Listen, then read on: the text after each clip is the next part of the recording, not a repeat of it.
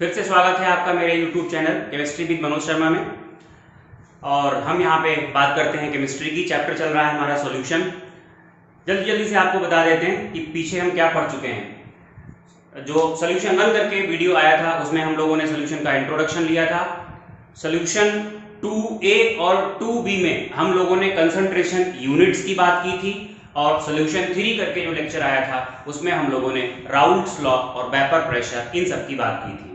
Chapter को continue करते हुए जो ये लेक्चर है इसका ये है सॉल्यूशन 4A में हम लोग बात करेंगे कॉलिगेटिव प्रॉपर्टीज की। तो समझते हैं कॉलिगेटिव प्रॉपर्टीज होती क्या है। एक एग्जांपल ले लेते हैं। देखिए ये हमने वाटर लिया, सेम अमाउंट ऑफ वाटर को दूसरे कंटेनर में लिया। यहां पर हमने मान लेते हैं 10 पार्टिकल्स डाले, ग्लूकोज ले लिया, और यहां पर हमने 10 पार्टिकल्स यूज किए यूरिया के। तो ये दो अलग अलग सॉल्यूशंस बने। दोनों में कॉमन क्या है?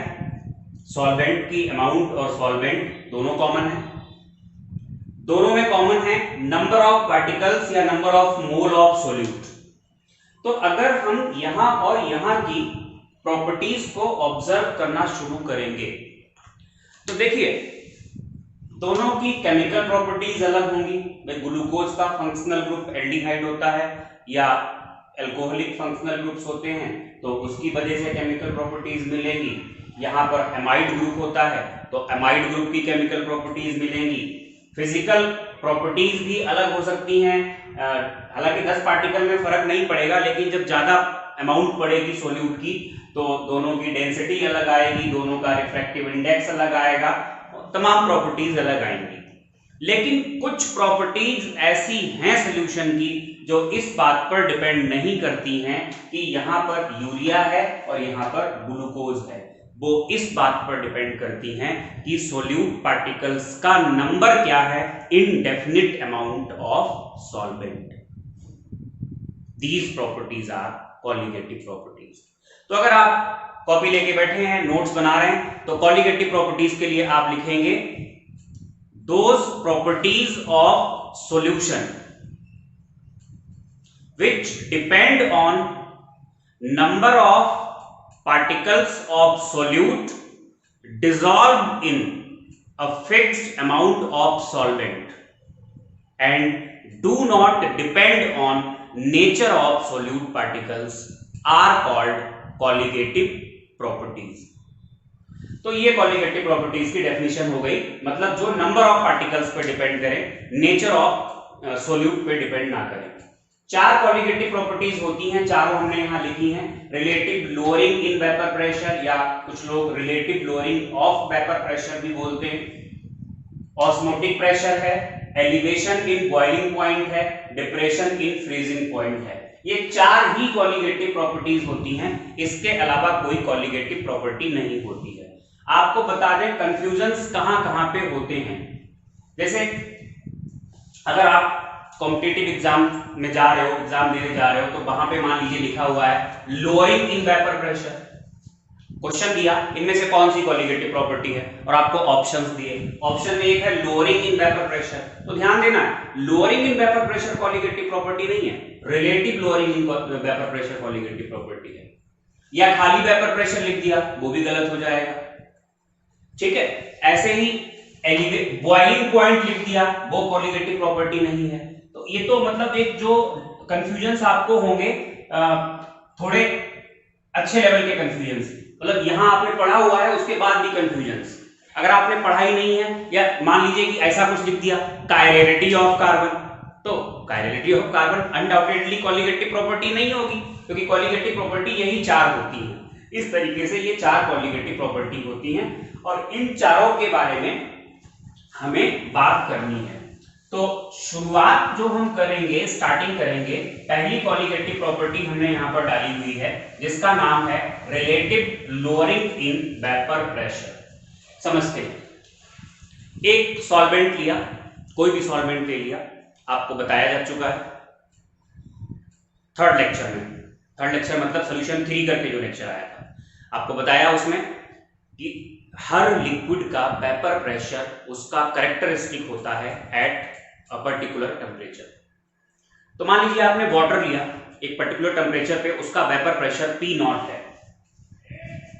लेट से vapour pressure of pure solvent कितना है, P नॉट। अब हमने जब आपको ये पढ़ाया था फैक्टर्स अफेक्टिंग वेपर प्रेशर, तो वहां पे 3 फैक्टर्स लिए थे। पहला लिया था नेचर ऑफ लिक्विड, दूसरा टेम्परेचर, और तीसरा कहा था addition of non volatile solute. तो आपको अगर याद होगा तो याद आ रहा होगा, जब हम कोई नॉन वोलेटाइल सॉल्यूट डाल देते हैं सॉल्वेंट में तो उसका वेपर प्रेशर घट जाता है, विद रीजन वहां पे समझाया था। वेपर प्रेशर घट करके कितना हो गया, P रह गया। तो vapour pressure of solution having non volatile solute, ये अगर P है तो हमें ये बात पता है P कम होगा P नॉट से। P नॉट माइनस P को हम कहते हैं लोअरिंग इन वेपर प्रेशर, और P naught minus P upon P not को हम कहते हैं relative lowering in vapour pressure. ये एक कॉलिगेटिव प्रॉपर्टी है, मतलब नंबर ऑफ सॉल्यूट पार्टिकल्स पे, number of solute particles in a definite amount of solvent पे डिपेंड करती है। इसको थोड़ा सा आगे बढ़ाते हैं डेरिवेशन को, इक्वेशंस को। From Raoult's law for non volatile solute, वहां पे आपको पढ़ाया गया था अगर प्योर सॉल्वेंट का वेपर प्रेशर P नॉट है, सॉल्यूशन का वेपर प्रेशर P है और सॉल्वेंट का मोल फ्रैक्शन XA है, तो P is equal to P naught into XA होता है। XA की जगह हम 1 माइनस X भी लिख सकते हैं, क्योंकि सभी के मोल फ्रैक्शंस का सम 1 होता है।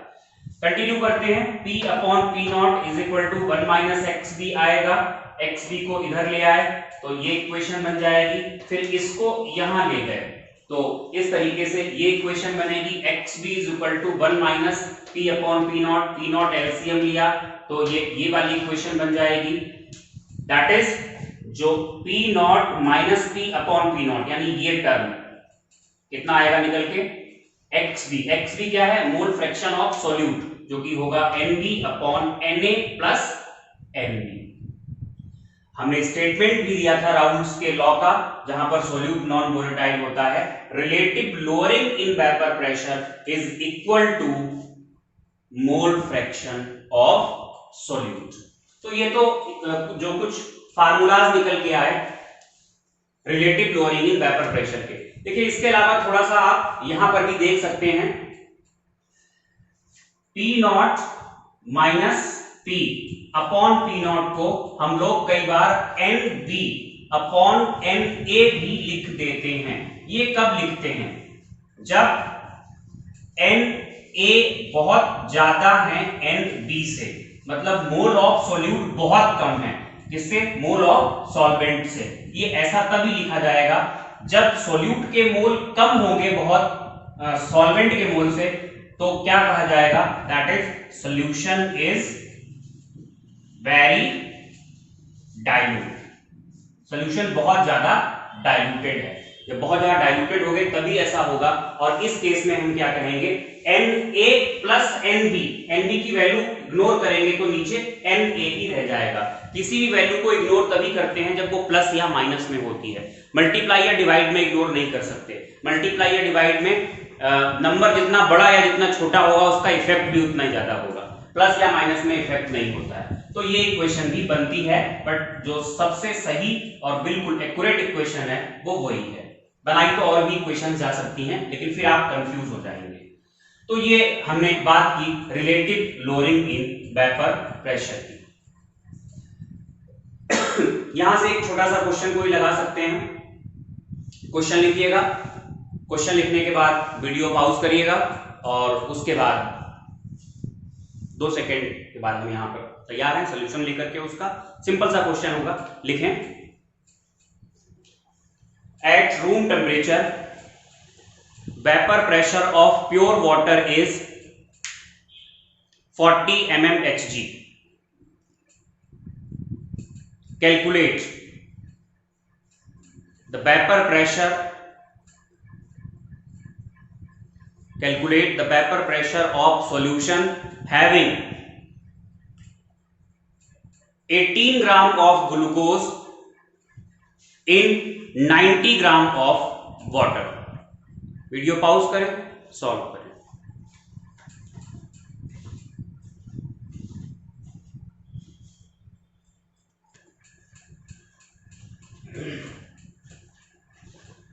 बेटा बात करते हैं क्वेश्चन की। क्वेश्चन में कहा गया था प्योर वाटर का वेपर प्रेशर, एक टेम्परेचर कोई मेंशन किया होगा, रूम टेम्परेचर कहा था शायद 40 mmHg है। वाटर को हमने ए माना, ग्लूकोज को हमने बी माना। क्या किया गया, 90 ग्राम वाटर में 18 ग्राम ग्लूकोज ऐड किया गया। ये मासेस हमने इसलिए लिए ताकि आपकी कैलकुलेशन आसान हो जाए। आपसे पूछा है कि P कितना होगा, मतलब कहने का ये हुआ सॉल्वेंट का वेपर प्रेशर 40 है, ग्लूकोज डालने के बाद जो सॉल्यूशन बन जाएगा उस सॉल्यूशन का वेपर प्रेशर क्या होगा। तो इक्वेशन लगेगी वही P0 minus P upon P0 is equal to NB upon Na plus NB। P0 40 है, P निकालना है, फिर ये 40 आ गया, मोल ऑफ सोल्यूट, और नीचे फिर क्या आएंगे, टोटल मोल। इस तरीके से इसको जब हम सॉल्व करेंगे, सॉल्व करने के बाद जो P की वैल्यू होगी वो 40 इंटू 5 अपॉन 5.1, मतलब 40 से थोड़ी सी कम 39 पॉइंट समथिंग आएगी वैल्यू निकल के, तो वेपर प्रेशर में कुछ कमी आ जाएगी। तो ये एक सिंपल सा क्वेश्चन था। लेकिन जो ज्यादातर क्वेश्चंस होते हैं वो मोलर मास फाइंड करने वाले होते हैं। बताएंगे आपको, एक क्वेश्चन वहां से भी कराएंगे। मेनली तो क्वेश्चंस आपको घर से ही प्रैक्टिस करने हैं, यहाँ तो बस हम कॉन्सेप्ट्स को क्लियर कराने के लिए क्वेश्चन कराएंगे। उससे पहले एक थ्योरेटिकल क्वेश्चन होता है, relative lowering in vapour pressure को हम निकाल सकते हैं, कैलकुलेट कर सकते हैं, एक्सपेरिमेंटली फाइंड कर सकते हैं।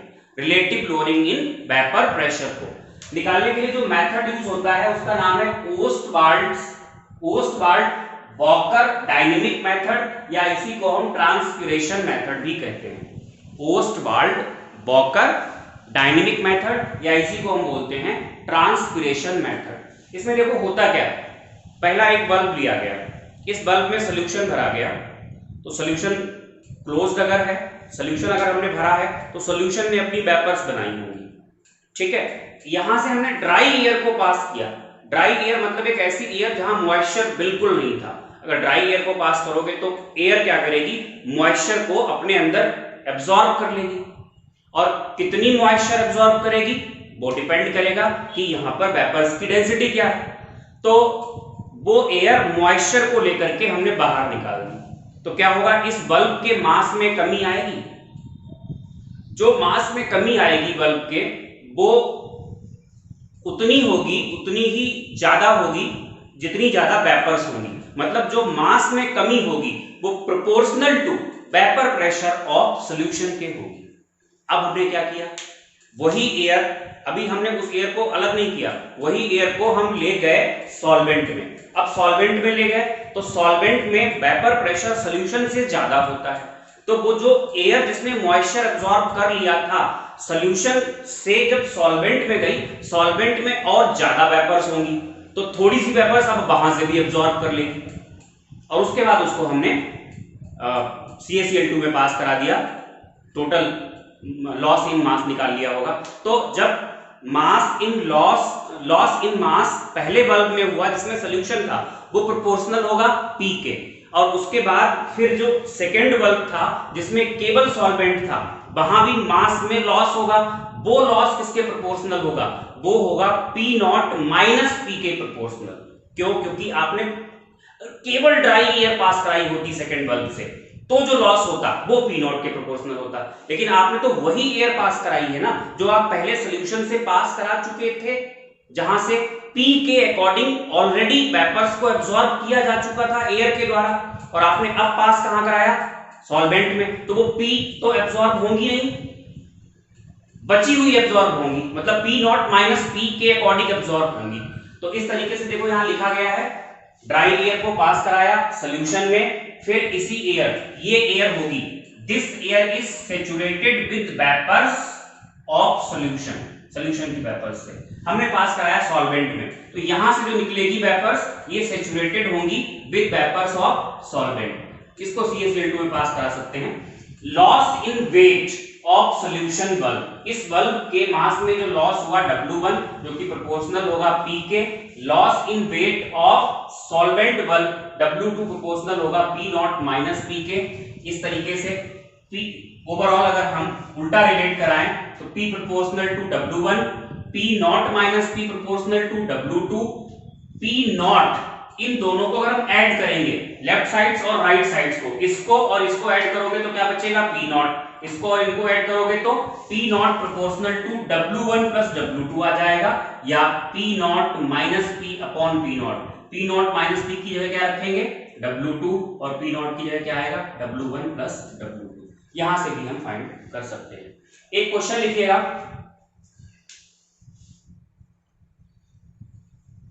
Vapour pressure of an aqueous solution, vapor pressure of an aqueous solution which is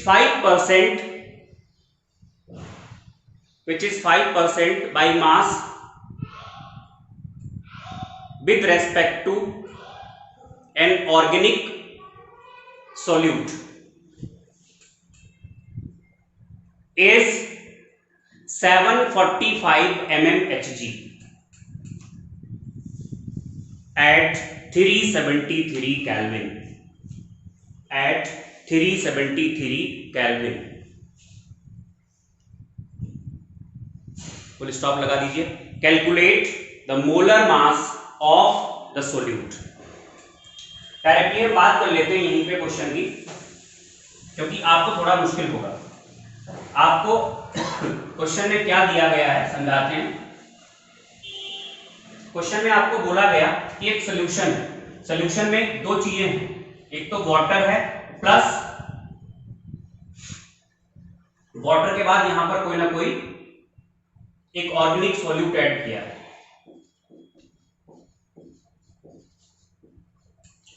तो वाटर प्लस ऑर्गेनिक सॉल्यूट दो चीजों को मिला करके सॉल्यूशन बना दिया, और आपको बोला गया P की वैल्यू जो है वो 745 है, ये P की वैल्यू है, और टेम्परेचर आपको दिया है 373 केल्विन। बेटा जी बस मिस्ट्री यहीं पे है। 373 केल्विन यानी यही क्या होता है, ये 100 डिग्री सेल्सियस होता है, और ये चीज क्या है, ये है बॉइलिंग पॉइंट ऑफ वाटर। तो मतलब ये हुआ अगर इस टेम्परेचर पर हम प्योर वाटर को लेते, इस टेम्परेचर पर 100 डिग्री सेल्सियस पे अगर हम प्योर वाटर को लेते तो वो उसका बॉइलिंग पॉइंट होता, और बॉइलिंग पॉइंट पे किसी भी लिक्विड का वेपर प्रेशर एटमॉस्फेरिक प्रेशर यानी एक्सटर्नल प्रेशर के बराबर होता है। तो अगर प्योर वाटर को हम 373 केल्विन पे लेते तो प्योर वाटर का वेपर प्रेशर इसके बराबर होता 760 mmHg के। वजह यही है क्योंकि वो उसका बॉइलिंग पॉइंट है, और बॉइलिंग पॉइंट पे वेपर प्रेशर एक्सटर्नल प्रेशर के बराबर होता है। मींस हमें यहां से क्या मिल जाएगा P नॉट कितना हो गया 760। अच्छा, वाटर की कितनी अमाउंट ऐड की ये आपको बताना भूल गए। वाटर की जो अमाउंट होगी यहां पर, हाँ 5% बोला तो है, 5% बोला था, तो 5% मतलब अगर 100 ग्राम सॉल्यूशन है तो 100 ग्राम सॉल्यूशन में 5 ग्राम तो होगा ये,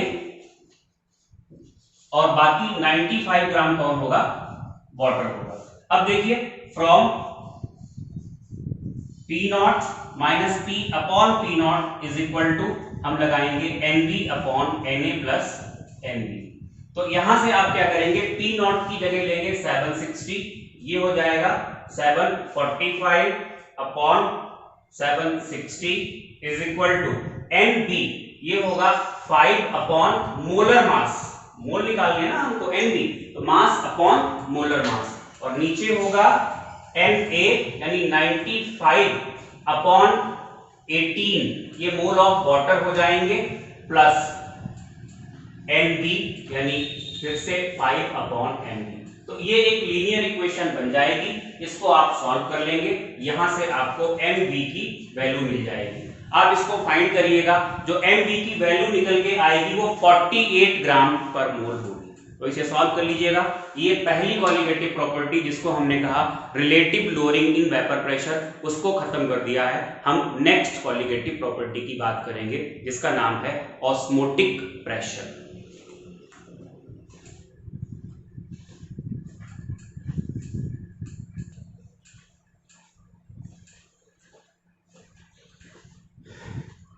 देखिए स्टूडेंट्स, ऑस्मोटिक प्रेशर को समझने के लिए हमें ऑस्मोसिस को समझना जरूरी है। क्या होता है ऑस्मोसिस? ये दो सॉल्यूशंस हैं, सॉल्यूशन 1, सॉल्यूशन 2, और इनको सेपरेट किया है। एक मेम्ब्रेन यहां पर लगी हुई है जिसका नाम होता है सेमी परमिएबल मेम्ब्रेन। एसपीएम लिख दिया हमने शॉर्ट में, सेमी परमिएबल मेम्ब्रेन। देखिए सेमी परमिएबल मेम्ब्रेन की खास बात ये होती है, इसमें जो पोर्स होते हैं उनका साइज बहुत छोटा होता है और ये माना जाता है कि सेमी परमिएबल मेम्ब्रेन से केवल सॉल्वेंट पार्टिकल्स का फ्लो ही हो सकता है, सॉल्यूट पार्टिकल्स का फ्लो नहीं हो सकता। तो हमने दो सॉल्यूशंस को सेपरेट किया सेमी परमिएबल मेम्ब्रेन से, और दोनों सॉल्यूशंस की कंसंट्रेशन अलग है। हमने मान लिया let's say concentration of 1 is more than concentration of solution 2, तो होगा क्या, सेमी परमिएबल मेम्ब्रेन के through solvent particles, solvent water मान लेते हैं, इधर भी जाएगा और इधर भी जाएगा, लेकिन है क्या, रिलेटिव अमाउंट ऑफ सॉल्वेंट यहां पर ज्यादा है, तो ये वाला जो फ्लो होगा ये ज्यादा होगा, ये फ्लो कम हो पाएगा क्योंकि यहां पर रिलेटिव अमाउंट ऑफ सॉल्वेंट कम है, यहां रिलेटिव अमाउंट ऑफ सॉल्वेंट ज्यादा है। ज्यादा होने की वजह से ये वाला फ्लो ज्यादा होगा, ये फ्लो कम होगा, तो नेट फ्लो कहां होगा, इधर की तरफ होगा। नेट फ्लो ये होगा सॉल्यूशन 2 से सॉल्यूशन 1 की तरफ, मतलब लेस कॉन्सेंट्रेटेड सॉल्यूशन से मोर कॉन्सेंट्रेटेड सॉल्यूशन की तरफ। तो ऑस्मोसिस की डेफिनेशन ही यही होती है। अच्छा, सॉल्यूशन 2 लेस कॉन्सेंट्रेटेड है, यहां हम ऐसा भी कर सकते थे, एक तरफ हम सॉल्वेंट ले लेते और एक तरफ हम सॉल्यूशन ले लेते, तो सॉल्वेंट की कंसंट्रेशन कहां ज्यादा है, सॉल्वेंट साइड में रिलेटिव अमाउंट, तो सॉल्वेंट से सॉल्यूशन की तरफ फ्लो होता। तो डेफिनेशन अगर आपको लिखनी पड़े ऑस्मोसिस की, तो हम लिखेंगे नेट फ्लो। नेट फ्लो लगाना जरूरी है, net flow of solvent particles from less concentrated solution to more concentrated solution when these solutions are separated through semi permeable membrane। अगर आप सेमी परमिएबल मेम्ब्रेन नहीं लगाते हैं तो वो डिफ्यूजन होगा, वो ऑस्मोसिस नहीं होगा।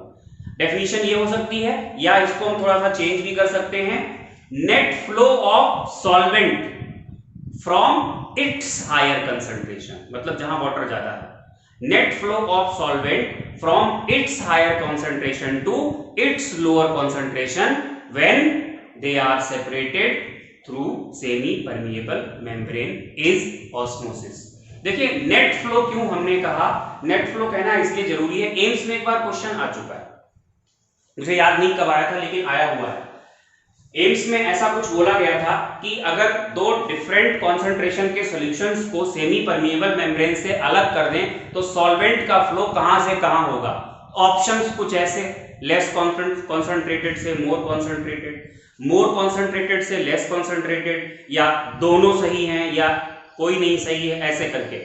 तो ज्यादातर लोगों के दिमाग में ये रहता है कि ऑस्मोसिस में जो फ्लो होता है सॉल्वेंट का वो लेस कॉन्सेंट्रेटेड सॉल्यूशन से मोर कॉन्सेंट्रेटेड सॉल्यूशन की तरफ होता है, तो वो ऑप्शन टिक किया होगा। लेकिन सच्चाई ये है कि सॉल्वेंट का फ्लो तो दोनों तरफ होता है, लेकिन जो ज्यादा फ्लो होता है वो लेस कॉन्सेंट्रेटेड सॉल्यूशन से मोर कॉन्सेंट्रेटेड की तरफ होता है। तो नेट फ्लो होगा यहां से यहां की तरफ, लेकिन केवल फ्लो की बात की जाए तो दोनों तरफ होता है, दोनों साइड में होता है। अच्छा ठीक है, एक तो ये बात क्लियर हो गई। अब अगर हम बात करें ऑस्मोटिक प्रेशर क्या है, तो ऑस्मोटिक प्रेशर को कई तरीके से डिफाइन कर सकते हैं। देखिए सॉल्वेंट का ऑस्मोटिक प्रेशर 0 माना गया है, अब सॉल्वेंट के रेस्पेक्ट में किसी सॉल्यूशन का ऑस्मोटिक प्रेशर निकाला जाएगा। देखिए हमने यहां पर क्या किया, एक तरफ सॉल्वेंट और एक तरफ लिया सॉल्यूशन। अभी आपको पता है कि ये सॉल्वेंट है तो नेट फ्लो इधर की तरफ होने वाला है। जब नेट फ्लो इधर की तरफ होने वाला है तो इस फ्लो को रोकने के लिए हम क्या करते हैं, यहां पर एक डिवाइस यूज होती है, बर्कले एंड हर्टले मेथड कहा जाता है, जिसके थ्रू हम यहां पर प्रेशर लगा देते हैं। प्रेशर लगाते हैं, फ्लो तो दोनों तरफ हो रहा था, ये भी हो रहा था और ये भी हो रहा था, ये फ्लो ज्यादा हो रहा था। जब इधर से प्रेशर अप्लाई करोगे तो ये फ्लो बढ़ेगा, इतना प्रेशर अप्लाई करिए कि ये वाला फ्लो और ये वाला फ्लो कैसा हो जाए, बराबर। तो जिस प्रेशर की जरूरत पड़ेगी उसे हम कहेंगे इस सॉल्यूशन का ऑस्मोटिक प्रेशर। तो ये तो ऑस्मोसिस होने से पहले फाइंड कर लिया, एग्जैक्ट वैल्यू यहां से नहीं आ पाती है। जो अच्छा तरीका होता है ऑस्मोटिक प्रेशर को मेजर करने का वो ये होता है, आपने क्या किया, एक तरफ प्योर सॉल्वेंट और दूसरी तरफ प्योर सॉल्यूशन सेम हाइट पर लेकर के उनको छोड़ दिया, और उसके बाद अब आपको पता है क्या होना है, यहां से यहां की तरफ नेट फ्लो होना है। नेट फ्लो होते होते क्या होगा, यहां कंटेंट कम हो जाएगा सॉल्वेंट का और यहां का कंटेंट क्या होगा, बढ़ जाएगा। इस तरीके से, ये इसको इस तरीके से दिखा देते हैं, ये कंटेंट यहां पर ऐसे करके बढ़ जाएगा और यहां पर जो कंटेंट होगा वो क्या होगा, कम हो जाएगा। तो होगा क्या, हाइट में कुछ अंतर आ जाएगा इस तरीके से। हाइट में अंतर कितना आ गया, h। इसको डिस्कस करने से पहले हम एक बात और करेंगे, बात ये करेंगे ऑस्मोसिस कब रुक जाएगा। बड़ा कॉमन क्वेश्चन है लेकिन आंसर भी बहुत कॉमन है, मतलब गलत में कॉमन है। लोग कहते हैं कि ऑस्मोसिस क्यों होता है, तो आंसर दिया जाता है कि दो सॉल्यूशंस की कंसंट्रेशन में डिफरेंस होता है, इसलिए ऑस्मोसिस होता है। ऑस्मोसिस कब रुक जाएगा, तो तुरंत ही जवाब आता है कि जब दोनों की कंसंट्रेशन बराबर हो जाएगी। बिल्कुल गलत बात, ऐसा कुछ नहीं होता है। तो अगर हम ये सोचें तो सॉल्वेंट में कंसंट्रेशन ऑफ सॉल्यूट कितनी है, 0, और यहां कंसंट्रेशन कुछ ना कुछ होगी। सॉल्वेंट फ्लो करता रहे, सारा का सारा सॉल्वेंट चला जाए, क्या कभी भी कंसंट्रेशन यहां की 0 हो पाएगी, कभी 0 हो ही नहीं पाएगी। तो क्या इसका मतलब सारा का सारा वाटर ट्रांसफर हो जाएगा, उसके बाद क्या फिर वाटर जनरेट होकर ट्रांसफर हो जाएगा। सोचने वाली बात है। एक्चुअली ये आंसर नहीं होता है कि जब दोनों जगह की कंसंट्रेशन बराबर होगी तो ऑस्मोसिस रुक जाएगा। मैं आपको बताता हूं कि ऑस्मोसिस कब रुकेगा, कब इक्विलिब्रियम आएगा। देखिए, सॉल्यूशन सॉल्वेंट दोनों की हाइट हमने कैसी ली थी, बराबर। अब क्या हुआ, ये भी फ्लो हुआ, ये फ्लो हुआ, ये फ्लो ज्यादा हुआ, इससे यहां पर हाइट बढ़ती गई। आपको पता है जब लिक्विड की हाइट में डिफरेंस होता है तो ऑटोमेटिकली यहां से एक प्रेशर जनरेट होने लगेगा। That pressure is called hydrostatic pressure. 11th की फिजिक्स में आप लोगों ने पढ़ा हुआ है, फ्लूइड मैकेनिक्स आप लोगों ने पढ़ी हुई है, वहां पे आपने हाइड्रोस्टैटिक प्रेशर P पढ़ा हो, P माना होगा, P is equal to H rho G, ऐसा कुछ पढ़ा होगा, आपको याद आ रहा होगा। तो होगा क्या, जब लिक्विड की हाइट में डिफरेंस आएगा तो ऑटोमेटिकली यहां पर एक प्रेशर जनरेट होगा, that is called hydrostatic pressure. तो एक प्रेशर जनरेट हो गया। प्रेशर जनरेट होने से क्या हुआ, ये फ्लो बढ़ने लगा, सॉल्यूशन से सॉल्वेंट वाला फ्लो बढ़ने लगा, और ये प्रेशर जब इतना हो जाएगा कि ये वाला फ्लो और ये वाला फ्लो बराबर हो जाए, मतलब ये फ्लो बढ़ करके इस वाले फ्लो के बराबर हो जाए, तो यहां पर जब फ्लो बराबर हो गए इसका मतलब अब नेट फ्लो नहीं होगा, यानी ऑस्मोसिस क्या हुआ, रुक गया, इक्विलिब्रियम आ गया। तो इक्विलिब्रियम तब आता है जब जो डेवलप होता है हाइड्रोस्टैटिक प्रेशर वो क्या करे, ऑस्मोटिक प्रेशर के बराबर हो जाए। तो अगर हमें ऑस्मोटिक प्रेशर निकालना हो तो यहां से भी हम निकाल सकते हैं। यहां ऑस्मोटिक प्रेशर निकालने के लिए ऑस्मोटिक प्रेशर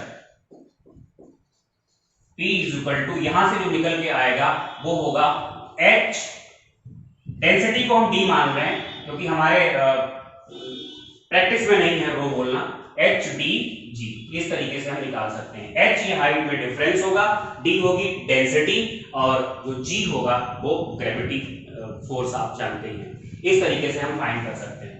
अच्छा, ऑस्मोटिक प्रेशर की डेफिनेशन क्या है, डेफिनेशन अभी भी मैंने आपको बताई थी,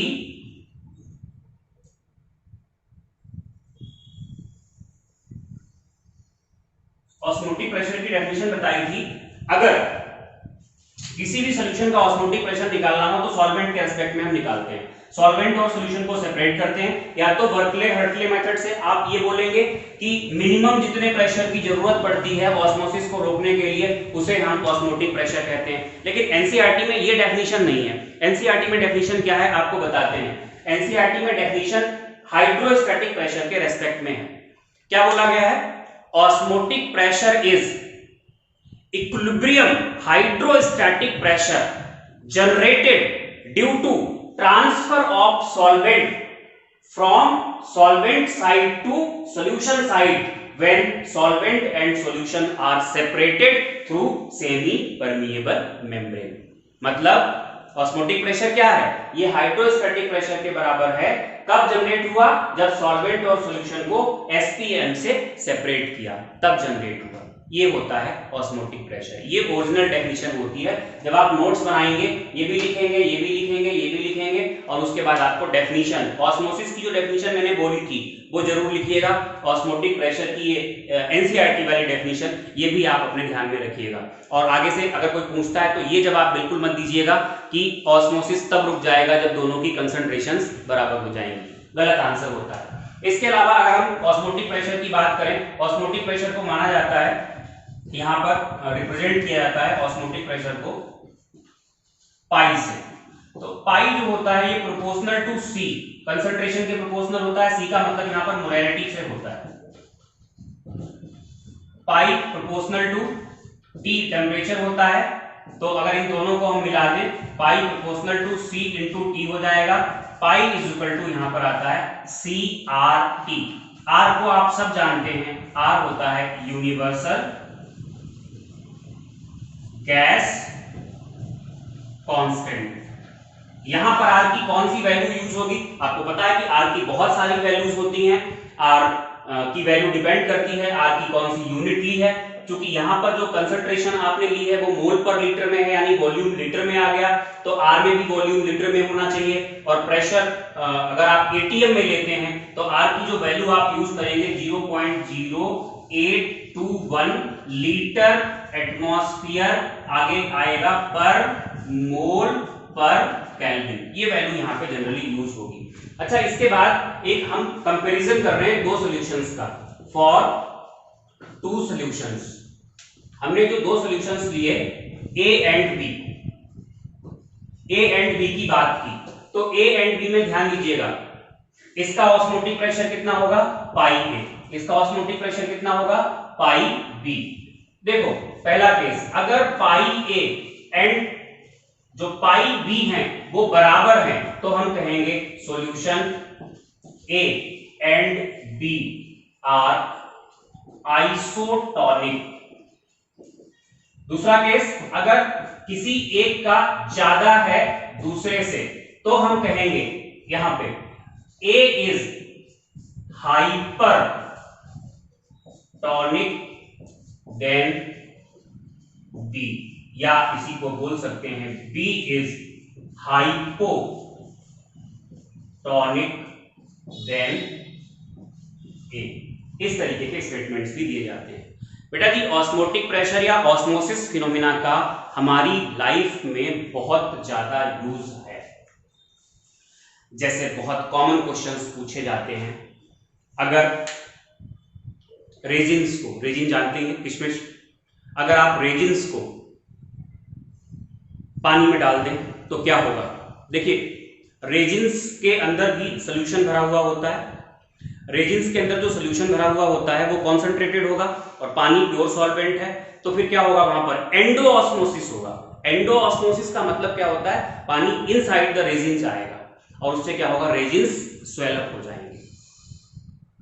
और ये भी बहुत कॉमन बातें हैं, अगर ब्लड सेल्स मतलब आरबीसी वगैरह जो हैं, अगर इसको हम, जो ब्लड सेल्स के अंदर कॉन्सेंट्रेशन होती है, जहां तक मुझे याद आ रहा है 0.9 के आसपास होती है, 0.9% होती है, तो अगर 0.9% से कम वाले सॉल्यूशन में ब्लड सेल्स को रखेंगे, मतलब कहने का क्या हुआ? सॉल्यूशन डाइल्यूट हो गया और ब्लड सेल्स पर कैसी हो गई? मोर कॉन्सेंट्रेटेड। तो क्या होगा? एंडो ऑस्मोसिस होगा। और एंडो ऑस्मोसिस होने से क्या होगा? ब्लड सेल्स स्वेल अप करेंगी और स्वेल अप होने के बाद क्या होगा? रप्चर हो जाएंगी। ऐसे ही अगर हम ब्लड सेल्स को, आरबीसीज को डालते हैं एक ऐसे सॉल्यूशन में जिसकी कंसंट्रेशन ज्यादा है, तो क्या होगा? एक्सो ऑस्मोसिस होगा। ब्लड सेल्स से सॉल्वेंट निकल जाएगा और ब्लड सेल्स श्रिंक हो जाएंगी।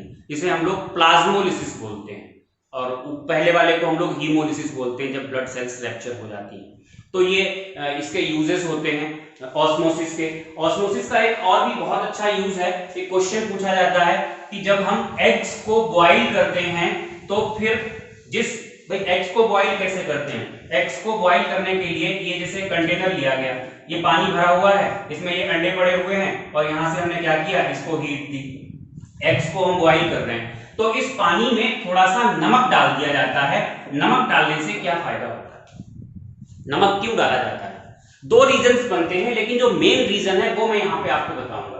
Reason elevation in boiling point से भी है, लेकिन जो मेन रीजन इसका है, जो आंसर देना चाहिए आपको, वो ये है भाई जो एग होती है, एग में बाहर की तरफ कैल्शियम कार्बोनेट होता है, ये शेल, और क्या होता है, और यहाँ पर ये एक मेम्ब्रेन होती है, ये प्लाज्मा मेम्ब्रेन बोलते हैं इसको, ये एक्चुअली सेमी परमिएबल मेम्ब्रेन होती है।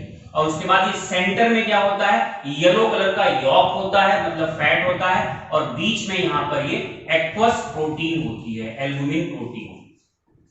अब क्या होगा, एग्स को हम बॉईल कर रहे हैं, अगर हमने ये प्योर वाटर लिया था और अगर ये कैल्शियम कार्बोनेट की शेल कहीं पे ब्रेक हो चुकी थी, यहां नहीं, यहां ब्रेक करते हैं, अगर ये ब्रेक हो गई थी तो अब ये रह क्या गया, ये सेमी परमिएबल मेम्ब्रेन क्या होगी, ये वाटर के टच में आ जाएगी, इससे क्या होगा, यहाँ एंडोऑस्मोसिस होगा, एंडोऑस्मोसिस से क्या होगा, पानी यहाँ पर चला जाएगा और जो बॉइल्ड एग हमें मिलेगा उसमें स्वेलिंग होगी, और स्वेल्ड जो एग होता है उसका टेस्ट अनडाउटेडली हमारे लिए अच्छा नहीं होता है।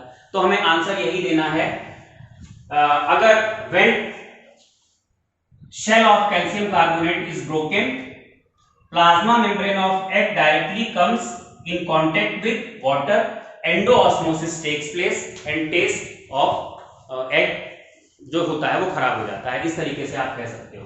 तो ये भी एक बहुत कॉमन क्वेश्चन होता है जो कि आपसे पूछा जाता है। और तो मुझे अभी यूजेस ऐसे याद नहीं आ रहे हैं, कोई बुक वगैरह आप पढ़ेंगे आपको वहां भी यूजेस मिलेंगे। तो ये ऑस्मोटिक प्रेशर की जो थ्योरी थी वो पूरी खत्म कर दी। एक क्वेश्चन लगाएंगे छोटा सा, यहां से क्वेश्चन लिखिएगा। क्वेश्चन है 3% W/V aqueous solution, 3% W/V aqueous solution of an unknown substance, 3% W/V aqueous solution of an unknown substance is isotonic with 5% W/V aqueous solution of sucrose. Calculate the molar mass of unknown substance. Calculate the molar mass of unknown substance. आप चाहें तो video को pause करके पहले question try कर सकते हैं, मैं फिलहाल यहाँ पे कंटिन्यू कर रहा हूँ। तो देखिए, दो सब्सटेंसेस मान लिए, एक ए और एक बी। ए जो है वो हमने सुक्रोज वाला मान लिया, बहुत सिंपल तरीके से बता देते हैं, इतनी जरूरत है नहीं। और यहाँ पर जो है वो अननोन सब्सटेंस है, अननोन सब्सटेंस है, यहाँ पर बोला गया ये 5% W/V है और ये है 3% W/V। बस ये बताया गया कि दोनों का ऑस्मोटिक प्रेशर जो होगा वो बराबर होगा, क्योंकि दोनों को आइसोटोनिक बोला है। तो हम ये कह सकते हैं दैट इज जो यहाँ की कंसंट्रेशन होगी CaR, तो सेम ही रहना है दोनों जगह, टेम्परेचर की कोई बात की नहीं तो टेम्परेचर भी सेम मानेंगे, CbRT। तो RT कैंसिल होने के बाद Ca इज इक्वल टू क्या होगा, Cb। CaCb का मतलब ये मोलैरिटीज हैं, यहाँ की मोलैरिटी और यहाँ की मोलैरिटी। परसेंट स्ट्रेंथ W/V हो तो मोलैरिटी कैसे निकालते हैं, मैंने आपको शॉर्ट ट्रिक भी बताई हुई है, जो 2A आया है सोल्यूशन का, जो लेक्चर 2A नाम से आया है। शॉर्ट ट्रिक में भी हम निकाल सकते हैं 10x मतलब परसेंटेज अपॉन MW2। MW2 यहाँ पर सुक्रोज का कितना होगा, 342, और यहाँ पर 10 ये 3 आ जाएगा अपॉन इसका मोलर मास, ये आपको निकालना है। तो अब अगर आप मोलर मास निकालेंगे तो ये तो कैंसिल हो रहा है 10, तो मोलर मास जो Mb बनेगा जा करके वो 342 × 3/5 हो जाएगा। इस तरीके से ये हमने सेकेंड कॉलिगेटिव प्रॉपर्टी जिसको हम कहते हैं ऑस्मोटिक प्रेशर, उसको खत्म कर दिया। दो कॉलिगेटिव प्रॉपर्टीज खत्म हो गई, दो कॉलिगेटिव प्रॉपर्टीज और आएंगी नेक्स्ट वीडियो में। मतलब ये वीडियो होगा, लेक्चर 4 लिखा था शायद या वीडियो 4 लिखा था, वीडियो 4A के नाम से होगा। 4B में नेक्स्ट कॉलिगेटिव प्रॉपर्टीज 2 होंगी और 4C में एब्नॉर्मल कॉलिगेटिव प्रॉपर्टीज होंगी। और जब 5th वीडियो होगा तो उसमें चैप्टर खत्म हो जाएगा। देखिएगा इसको ध्यान से, नोट्स बनाइएगा। नोट्स तो आप अच्छे से बनाएंगे सर।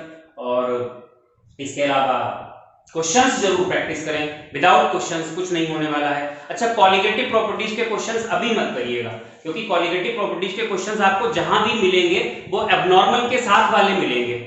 एब्नॉर्मल कॉलिगेटिव प्रॉपर्टीज अभी मैंने आपको पढ़ाई नहीं, तो अभी आप क्वेश्चंस करें कंसंट्रेशन यूनिट्स के, आप वेपर प्रेशर, राउल्ट्स लॉ के, इन सबके करें। कॉलिगेटिव प्रॉपर्टीज के क्वेश्चंस ना करें, बस इसकी थ्योरी को तैयार करें। जब मैं आपको पढ़ा दूं एब्नॉर्मल कॉलिगेटिव प्रॉपर्टीज, तब आपको एक्सेस में क्वेश्चंस मिलेंगे करने को। तो मिलते हैं नेक्स्ट वीडियो में अगली 2 कॉलिगेटिव प्रॉपर्टीज को लेके। Bye bye, thank you.